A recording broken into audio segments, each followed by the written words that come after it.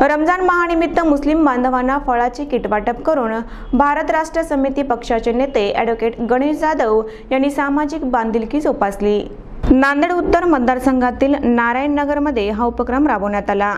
यावेळी ॲडव्होकेट गणेश जाधव यांनी मुस्लिम बांधवांना रमजान माहाच्या शुभेच्छा दिल्या। BRSचे नेते ॲडव्होकेट गणेश जाधव यांच्या वतीने नेहमी सामाजिक उपक्रम राबवला जातो।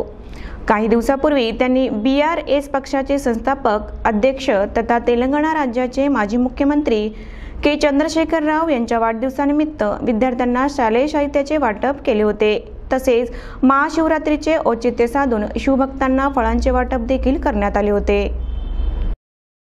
आज जे आहे मुस्लिम बांधवांचा पवित्र रमजान महिन्याची सुरुवात झालेली आहे आणि त्याचे औचित्य साधून जे आहे मुस्लिम बांधवांसाठी जे आहे आम्ही BRS नांदेड मार्फत जे आहे नांदेड उत्तर मधील नारायणनगर वार्डमध्ये जे आहे फळ वाटप केलेलं आहे।